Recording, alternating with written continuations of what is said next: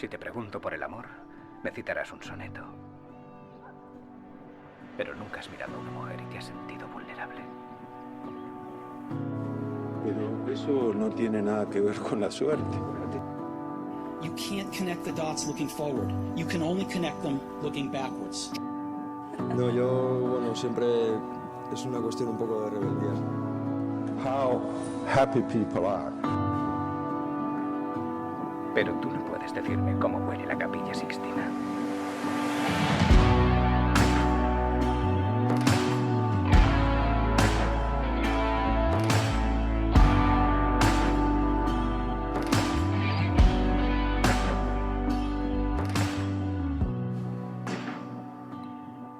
Bienvenidos y bienvenidas al capítulo 8 del podcast del Camino del Entrenador. Soy Miguel Llorente, obviamente como siempre.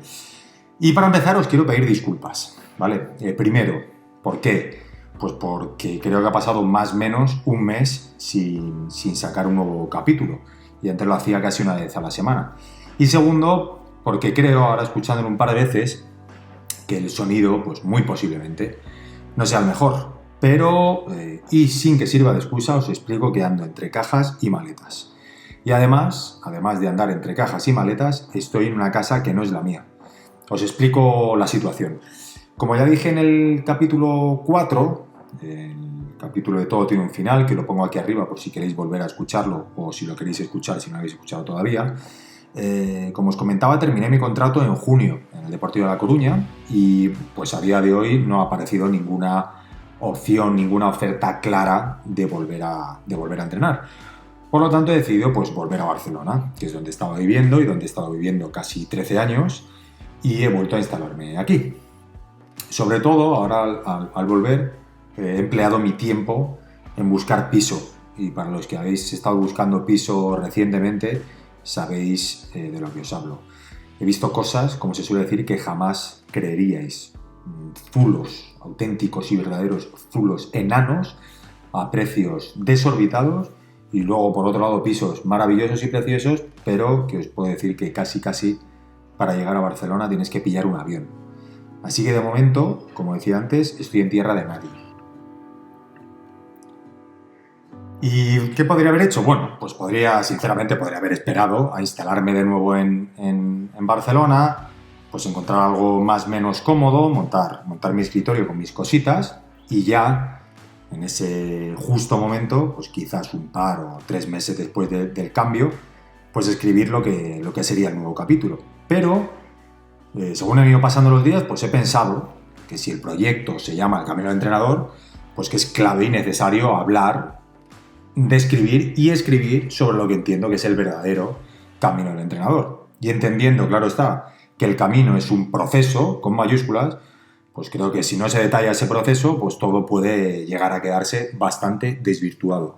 Por lo tanto, como decía antes, entre cajas y maletas, y una casa que no es la mía, sonando mal y con cierto eco, continuamos con el capítulo 8.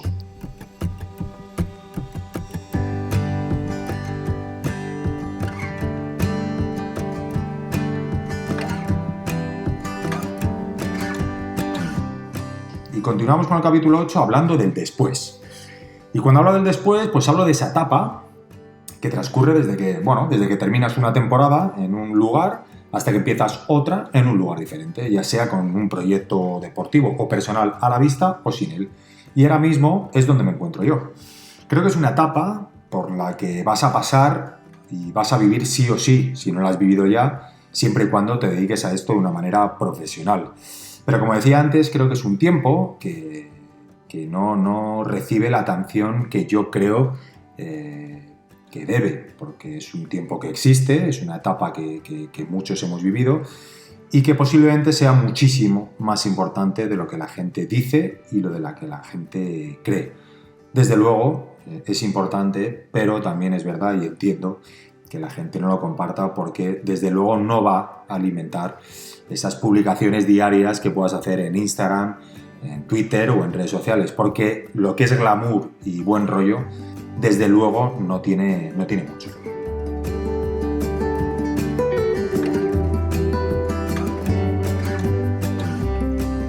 Os pongo en situación, va. Conocí hace tiempo a Unai Basurco y lo hice gracias a un podcast del surfero Kepa Acero, que se llama Las coordenadas de Kepa. Os dejo aquí el link, para los que estéis escuchando esto en YouTube, os pongo el link aquí arriba, y para los que estéis escuchando el capítulo en Spotify, lo dejo en la descripción del capítulo.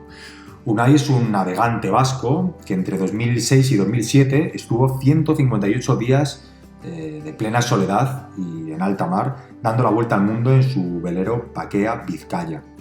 En el podcast con Kepa pues hablan de muchos temas, obviamente todos relacionados con la navegación y con ese viaje, y hablan pues eso, de temas que pueden ser tipo la preparación del viaje, la alimentación y el descanso, que creo que son temas también muy importantes para nosotros, la preparación de todo lo que se necesita para viajes largos, y al final terminan pues explicando la ansiada llegada al puerto de Guecho.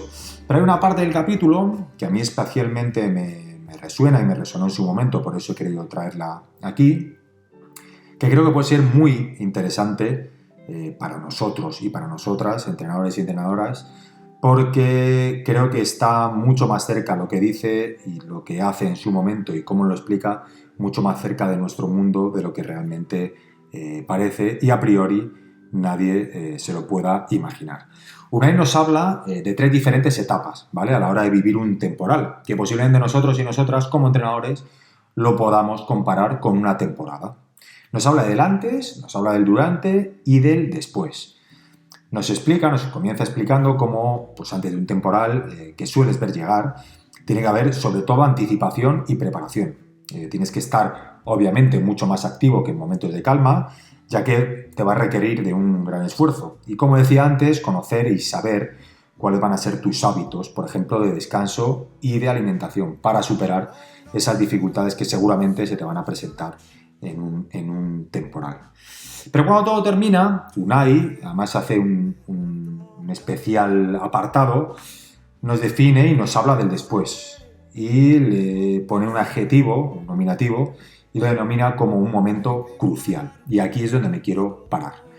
Os leo tal y como lo explica Unai en el podcast de Kepa. Dice así: el viento empieza a amainar, la mar empieza a ser menos confusa, y ese momento es el momento en el que el navegante tiene que tomar una decisión que suele ser complicada, que es volver a navegar de nuevo, izar velas, volver a tener el control sobre el barco para dominar esa mar de fondo, que sigue estando ahí y que todavía no se ha ido, y sin embargo el viento sí que ha amainado. Es donde el marino tiene ese cansancio acumulado de los días y las horas invertidas, y esa es una decisión que hay que meditar. Los ingleses dicen que cuando crees que es el momento de izar velas, tómate un té y vuelve a pensarlo. Ahí es donde se ve al buen marino, que coge de nuevo el centro de su barco y con esa energía que le da el velero se posiciona y sale del temporal.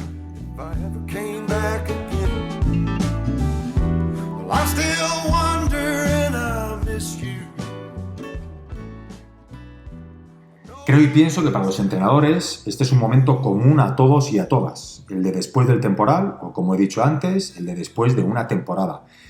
Y quiero dejar claro que no habla de temporal como algo negativo, pero sí que, desde luego, como algo exigente, que obviamente ha llegado a su fin y ahora afrontas un tiempo diferente, una nueva etapa con su correspondiente incertidumbre. En ese momento, como dicen los ingleses y nos dice Unai, debes tener calma, tomarte un té y volver a pensarlo. ¿Por qué? Bueno, yo he leído entre líneas y he sacado una conclusión que es mía propia, y ahí espero que cuando la escuchéis os sirva, o que saquéis vosotros y vosotras una propia. Creo que ese momento del después es un momento en el que podemos sentirnos, bueno, seguro que nos vamos a sentir exhaustos y agotados por esas energías invertidas en los meses anteriores, porque ya sabemos que las temporadas, salgan bien o salgan mal, desgastan muchísimo. Y además de sentirnos exhaustos y agotados, creo que nos podemos llegar a sentir también engañados o por lo menos confundidos. Hemos hablado del ego en algún otro capítulo y creo que aquí nos puede volver a jugar una mala pasada. Ese ego con ganas de volver a estar en el candelero, ¿no? De volver a estar entrenando, de sentirnos importantes, de sentirnos partícipes de algo, de un grupo, ¿no? Ser responsables de algo o de alguien. Pero aquí vuelven a aparecer las trampas, o como ya sabéis que dice mi novia, las trampas cósmicas. Ojo, porque muchas veces yo creo que creemos que puede ser dar un paso adelante, pero quizás sean 2 pasos atrás.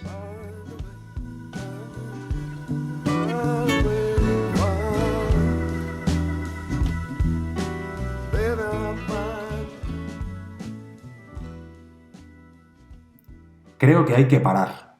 Es mi opinión, pero creo que hay que parar. Hay que parar y hay que recapacitar. Mirar hacia atrás, mirar hacia adelante, mirar hacia un lado, mirar hacia arriba, mirar hacia abajo, mirar hacia el otro lado. Y una vez que hayamos mirado todo y evaluado todo, hacernos preguntas abiertas, preguntas claves. Preguntas como, no sé, ¿qué he hecho bien, por ejemplo? ¿Qué puedo mejorar? ¿Qué he hecho mal o qué podría haber hecho mejor? ¿Qué ha funcionado para haber conseguido los resultados que buscábamos? O por el contrario, ¿qué no ha funcionado y no hemos conseguido encontrar o lograr esos resultados que nos pedían o que nosotros mismos nos habíamos marcado? Y de ahí, y solo de ahí, creo que puedes, y es el momento de sacar conclusiones y respuestas, que en este caso, y hablando de navegantes y de alta mar, te sirvan de timón, que te sirvan para redireccionar el barco, porque como lo dice Unai, a pesar de haber amaneado el viento, el mar de fondo sigue ahí. Hay que tener las ideas muy, muy, muy claras para ser capaz de empezar de nuevo la travesía y continuar con el viaje que teníamos entre manos.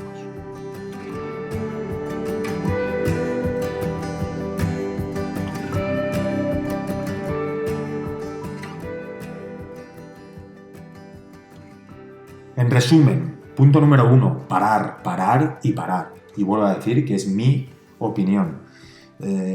Esta parada obviamente puede ser de una manera voluntaria o involuntaria. Voluntaria puede ser porque se te haya acabado la motivación, porque estés cansado, porque quieras cambiar de rumbo, nunca mejor dicho, y decidas poner punto y final a esta etapa.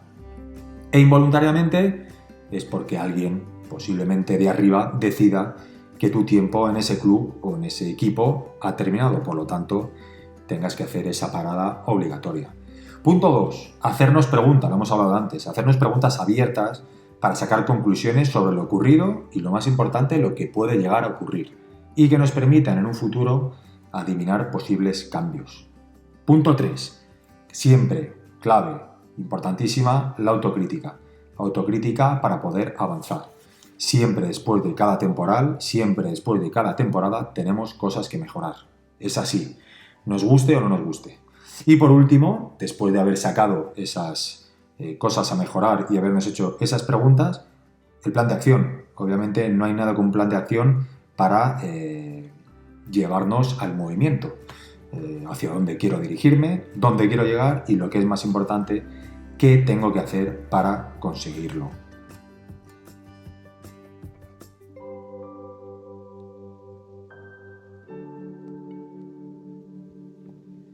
Y ahora sí, mi consejo, y espero que os sirva, es que una vez que hayamos hecho esto, si consideramos que es el momento, y ojo, creo que tiene que ser una decisión totalmente y exclusivamente, única y exclusivamente personal, pese a escuchar diferentes opiniones, si estamos seguros de la decisión y sin pensarlo más, es el momento de izar velas y por fin volver a salir a navegar.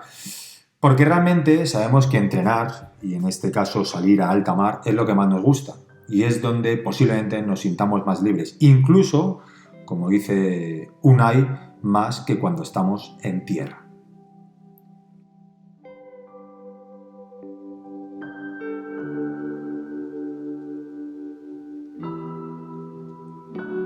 Y aquí lo vamos a dejar.